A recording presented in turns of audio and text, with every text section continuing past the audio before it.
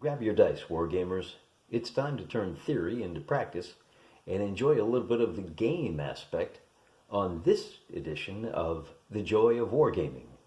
We're going to be doing a somewhat of a mass battle using Neil Thomas's 1 Hour Wargames, specifically the medieval rules set. And it's time for the third installation, or the third battle in an ongoing series that we've taken to calling the Necromancer King's Crusade. Unfortunately, the Necromancer King got pantsed in the first edition, and in the second fight, he suffered a bare defeat, which means the land that he was attempting to invade and to spread the wonderful world of death is now going on the offensive.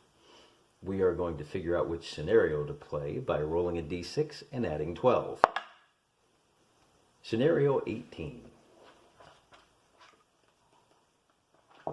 Counterattack. How appropriate. The blue army has been ordered to seize the bridge. Here's our map. The blue general has not located the fords, or more importantly, the red army whose commander is preparing a counterattack. So, in this case, red will still be red, and our Necromancer purple will still be the blue army. I'm going to shut off the camera, get this terrain set up, and we'll get to rolling dice.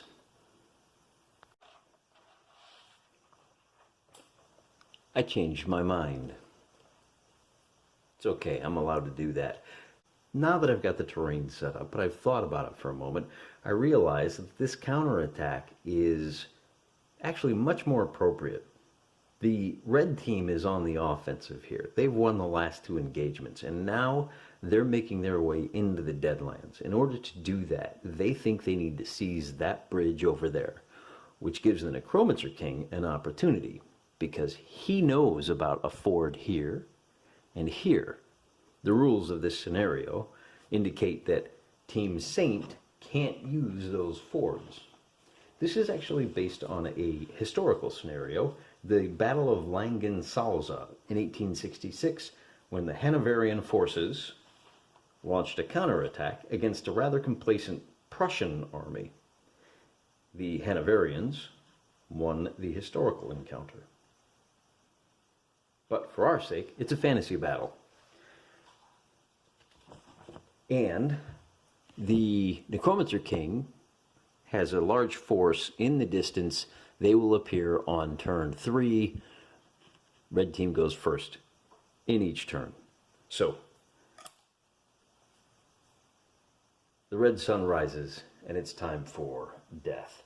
As usual, my dice tray blocks a little bit.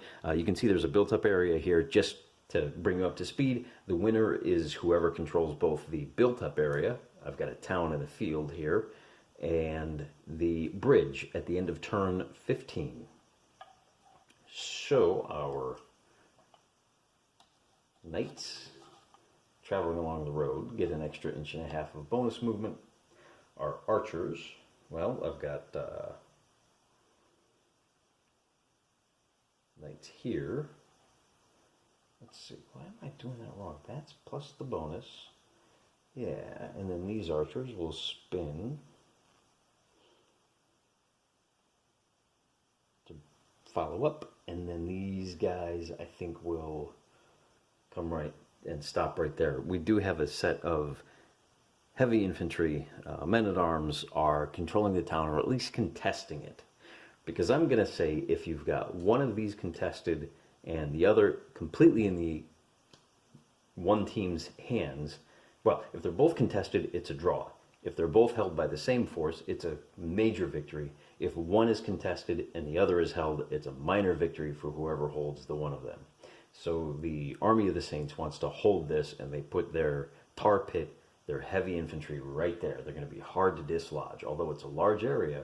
So if the and you can't be flanked when you're inside it. So if the, oh, you know, I should probably check the rules on this. For towns, oh, there's no effect for towns at all. However, I'm going to say if you are invested in the town, you can't be flanked, just to give it a little more oomph. That's it for turn 1. Nope, that's not true. I'm going to bring these archers up to here.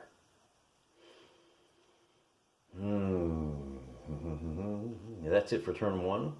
The heavy infantry for the Necromancer King is going to come stand on the bridge, and we move on to team two. It's going to be important that this first charge lands with a solid impact. We're going to bring these two knights up, and these knights are going to stop right there. So we've got a little bit of flexibility here in what happens if they fall to the men-at-arms. But they get the first attack, so they do 5 points of damage, cut it in half, drop all fractions. That's going to be 2 on those men-at-arms. On turn 2, the only thing the Necromancer King can do is counterattack and do 2 points of damage against this knight. And for those of you who are watching for the first time, look to the bushes on the left-hand side. 2 bushes make this knight number 2. And that's how I track how much damage is done. Knights 1 through 4. So knight number 2 can take 13 more hits before they're done for. That's the end of turn 2, advancing to turn 3. And reinforcements will arrive for the Necromancer King on his half of the turn. But for now, it's the Saint's turn to bring some archers up. Yeah, let's go ahead and just bring them up to there. And a d6 plus 2. 2 points of damage. Well, 2 plus 2 is 4. Cut it in half, that's 2. Those men-at-arms now have 11 hits left before they are reduced to no effectiveness. And now it's time to bring on the swarms of undead. And, to no one's surprise, the first knights will take advantage of the ford, like so.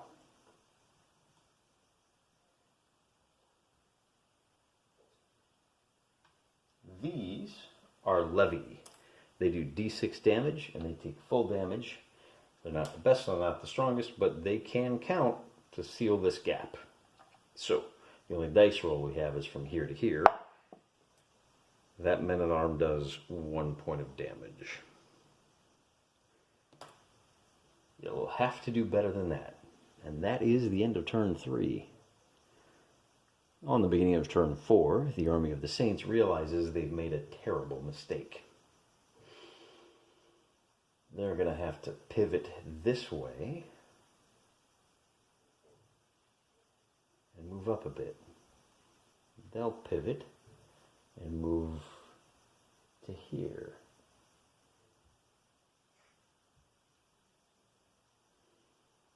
You know what? They're just going to pivot. And these guys are going to come up to support them. And I think that's it.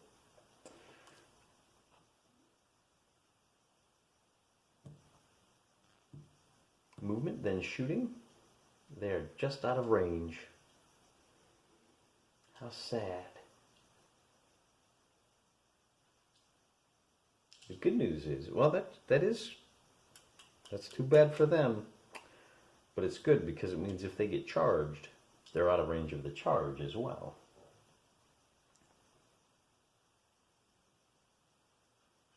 So where does that put us?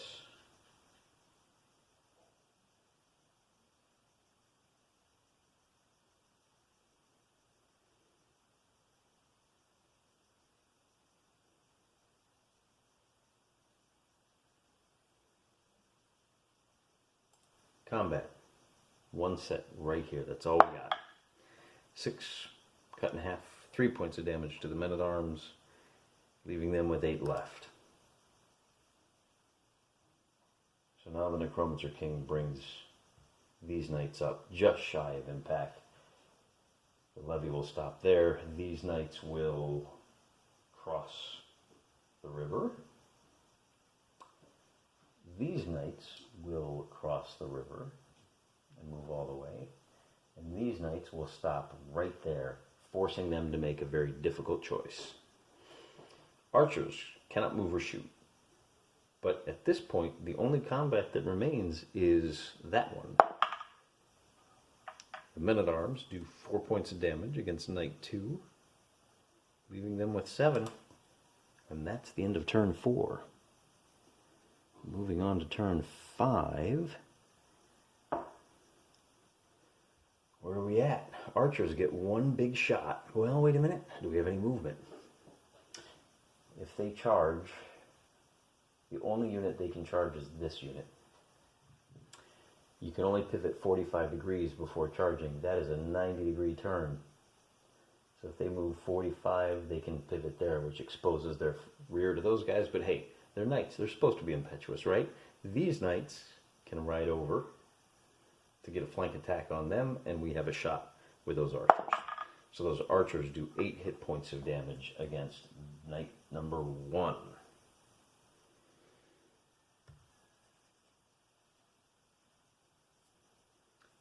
They do double damage for 8 points of damage against knight number 4.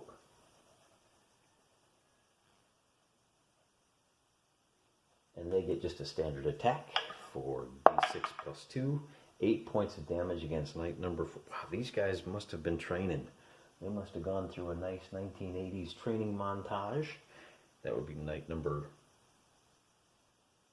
2. Wait, knight number 1?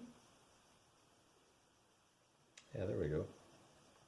Took 7. And knight number 2. No, I see what my problem is. Sometimes I get confused when I look at my roster. Knight number 1. Why do I think he took 8? He took 8. Oh, knight number 2. Yeah, 2. Oh, I'm sorry. 2 bushes. Number 2. Okay, I got it right this time. 8 damage. You have to look to the left-hand side. So this is knight 2. 1, 2, 3 bushes mean that's knight number 3. And I think we're done. No, wait. Did we do this attack? I don't think we did. 5. That's only 2 for that men-at-arms, leaving them with 6 left. Alright, so on the Necromancer King's turn, we do some spinning and facing. Now, I just checked, they actually do receive an extra half damage because they're in the town already. So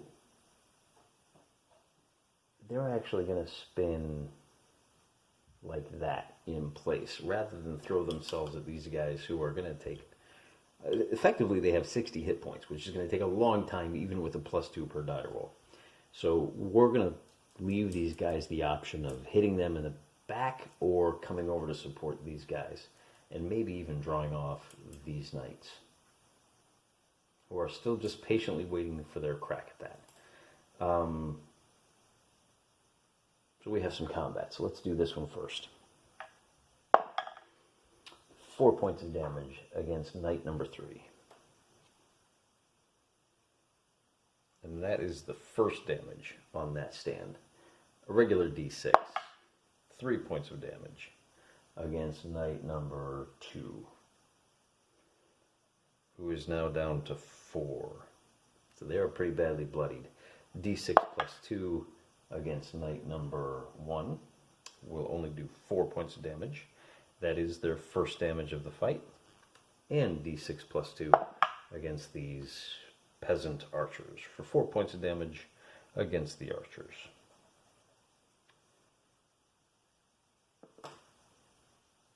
They're not going to sit around and wait for that impact. They're going to move up and keep them honest. I don't like pre-measuring. I think they can't make the charge. I'll have to decide that on their turn. I'm also going to go ahead and advance my turn marker to turn number 6. Now there's just a whole lot of combat to do. Let's start over there. 5 points of damage against knight number 2. Necromancer Knight number 2. 1, 2, 3, 4, 5, leaving them with just 2 left. d6 against these men-at-arms. 1 point of damage. The line is held. They've got 5 left. d6 plus 2. 8 damage against knight number 4, who only had 7 left. There's your hero. Someone's been eating their Wheaties. These archers, however, are in trouble because they only do 1 point of damage against knight number 1, who still has full 10 hit points left. Decision time. It's not looking good for the Necromancer King. We're going to charge this way. He has got to start eliminating units. So I think that's it. Yep, that's it. So we've got 2d6 plus 2 against, well, d6 plus 2 for 3 points of damage, and d6 plus 2 doubled. 3, 12, 50. He's dead. That's all there is to that. And who is that? That's knight number 3. Okay. So the Saint's knight number 3, he only had 11 left anyway.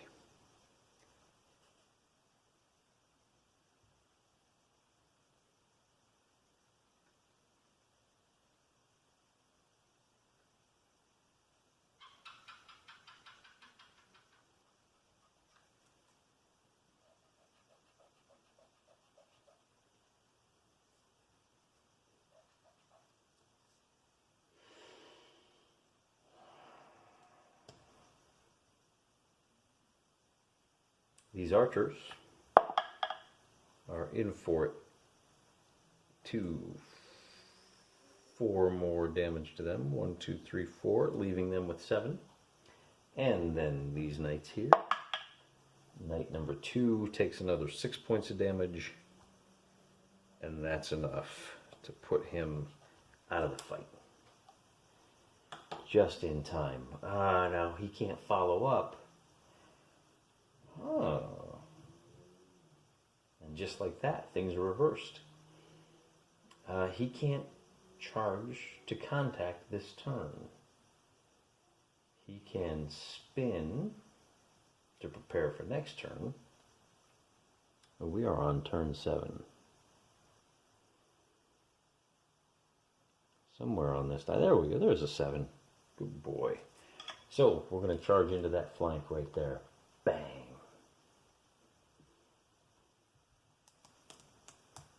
And that's all the movement. D6 plus 2 doubled 8. He's eliminated. D6 minus 2. He does no damage there. Necromancer King, just before lunch, decides to make a push. We're going to move these guys up because he's got reinforcements to hold that. And then we can impact here. And that's the only movement. So here's our big one. 4. Now, knight 4 has not taken any damage yet. That's his first one. So that's 8. Leaving him with 7.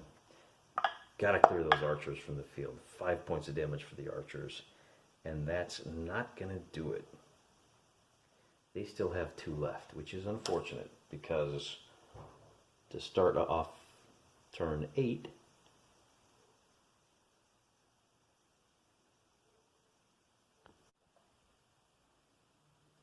there we go. Turn 8.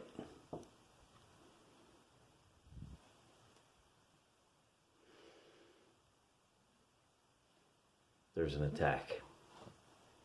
And there's a spin to eliminate the flank. And these guys are going to spin to face that way. So let's see if the archers can do any damage. Nope. D6 plus 2. That's 12 points of damage against the Necromancer King's Knight 1, who only had 7 left. And now the Saints own their right flank. On the left flank, 7 against Knight 2.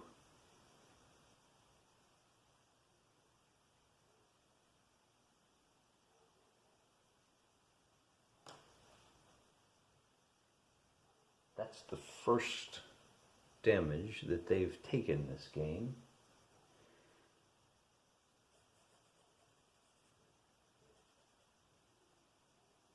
So they still have 8 left. It is the Necromancer King's turn.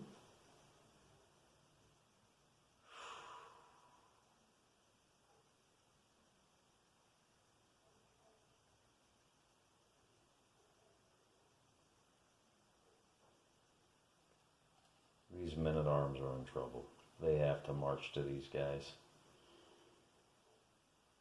They have to march to these guys, otherwise they'll just stand off and shoot them to ribbons. They're going to move up just a scotch to there. That's it. That's all they can do. So we get a combat over here. Against Knight 4, they do 5 points of damage. 1, 2, 3, 4, 5, leaving those knights with 2 hit points left. And that's it. Moving on to turn number 9.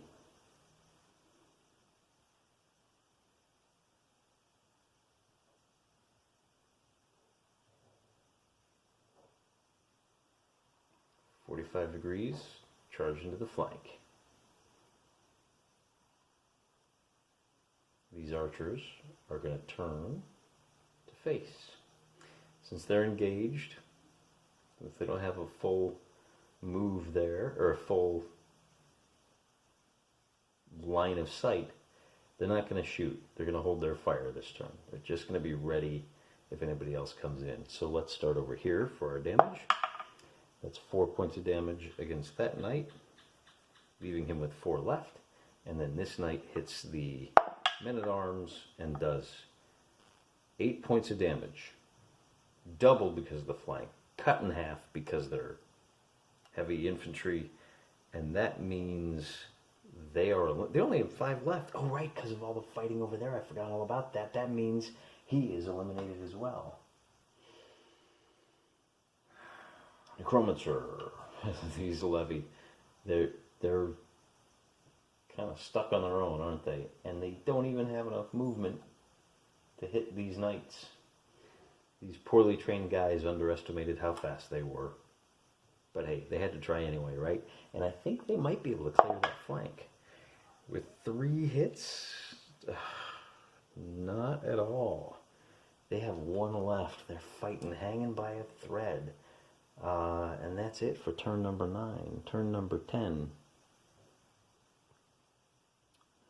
We'll see. Now, I don't think this is going to be an issue, but I would, as an impartial referee, I would suggest that whoever touched that bridge last controls it. So until the Army of the Saints can get somebody on there, it's still classified as being under the control of the Necromancer King.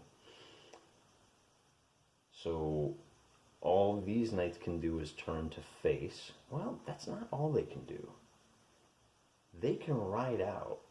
They can pivot and ride out to here, which opens up an attack there.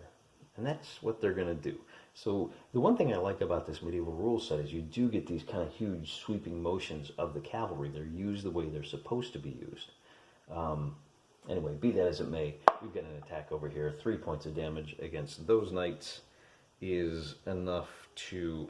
Which knight is that? Knight number 1? Knock them down to 7.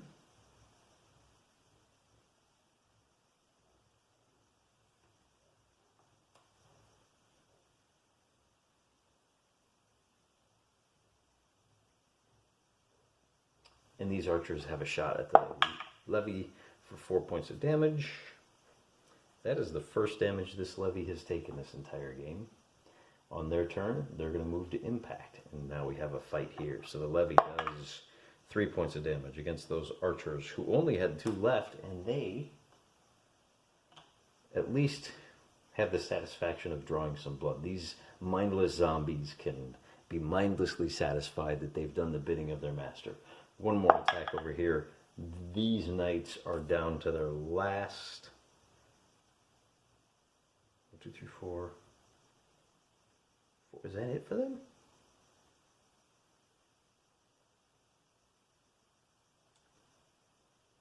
Yeah, that's it for them. So they're out too. So we're on to 1 and 1. Now, oh, you know what? We're on to turn number 11.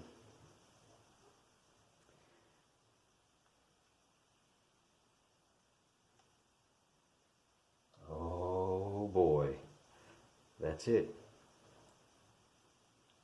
Turn. March to pursue. Turn.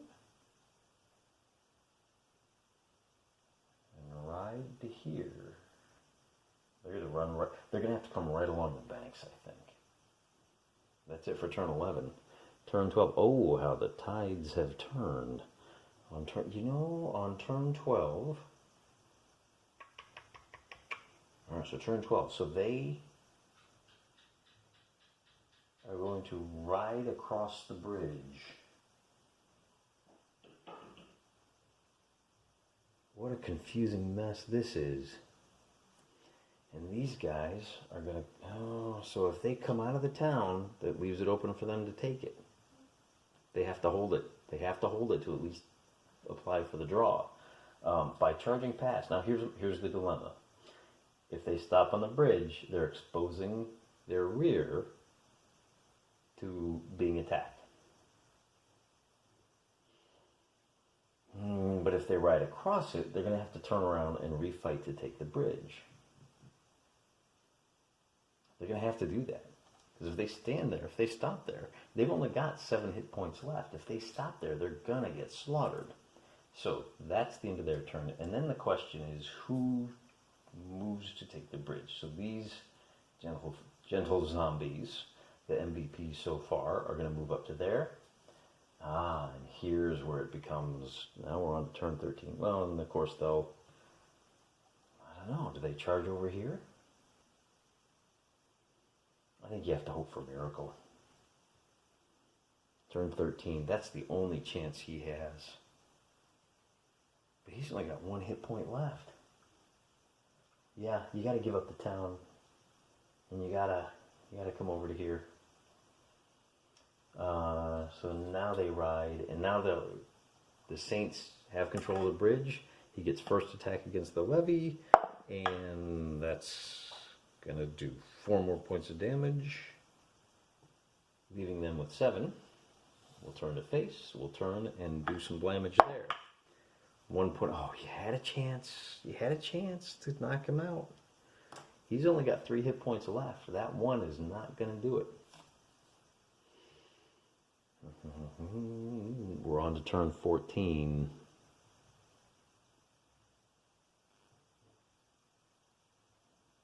And I can never find the one. Whose idea was it to use these things as turn markers? Obviously not mine. No movement. We got an attack here. And that's it for the levy. On turn 14.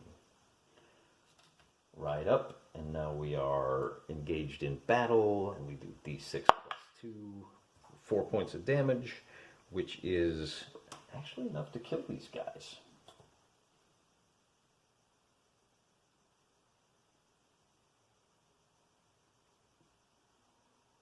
Turn 15. It's a draw. Well, what does that mean? It means the Necromancer King is doing better than he has been lately, moving from an abject defeat to a narrow defeat to a straight-up draw. Although it might be a marginal win because he's hurting. He's only got 1 hit point left. You know, that knight shouldn't have taken the bridge. You should have killed him and then circled back around. He probably could have done that. Anyway, it's too late now. So what do we know? We know that the incursion of the army of the Saints trying to grab that bridgehead didn't work. So we're basically right back to square one. All of this sound and fury signifying nothing except a whole lot of dead undead. Well, I'm going to take a few days. I'm going to let this steep, and we'll come up with a justification for our next battle. In fact, just to kind of whet your appetite, let's see which battle it's going to be. We're going to roll a d6, and we're going to add 18 this time. So battle number 23. When we do this again, it will be defense in depth. The Red Army has been suppressing an insurrection.